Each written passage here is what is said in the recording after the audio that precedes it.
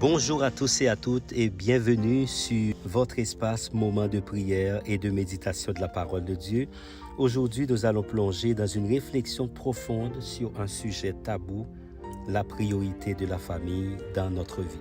Inspiré par une citation tirée de 1 Timothée chapitre 5, le verset 8, nous allons explorer pourquoi la famille est plus qu'un simple ministère, mais une fondation sacrée que nous devons chérir et protéger.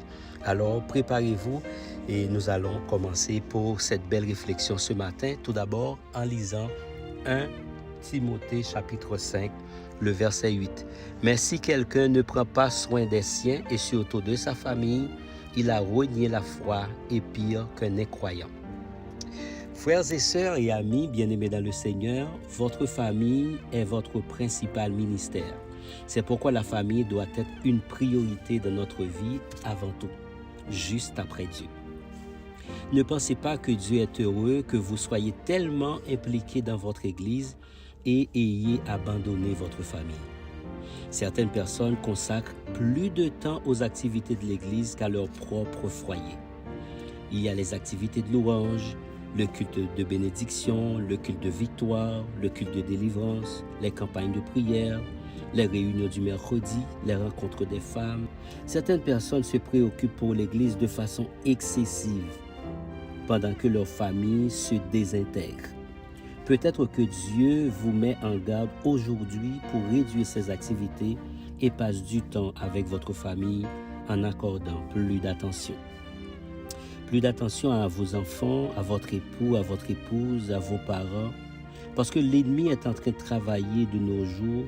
Il est en train de voir comment il peut égarer vos enfants, souvent à cause de votre éloignement. C'est pour cela que Dieu veut vous dire ce matin d'ouvrir les yeux, mes frères et sœurs et amis. Votre appel n'annule pas votre responsabilité en tant que père, mère, mari ou femme.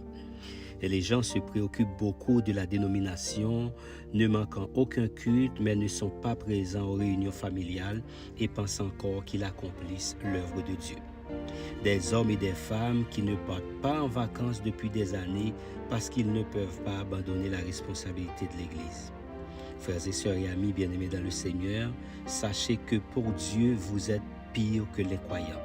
Accordez plus d'attention à vos enfants, favorisez le dialogue, renseignez-vous sur ce qu'ils apprennent à l'école, intéressez-vous à ce qui les intéresse, invitez la famille à une activité ensemble.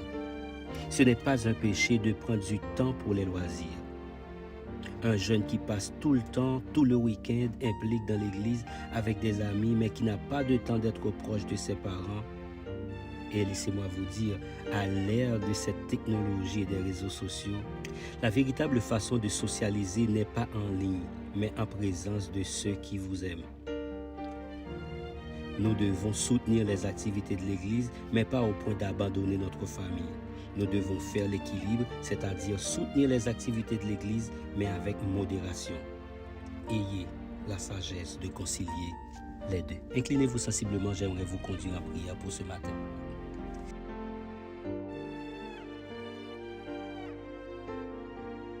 Seigneur, notre Dieu aimant et miséricordieux, nous voulons nous prosterner par devant ta présence en vue de te remercier pour tous les bienfaits dont nous jouissons de ta part.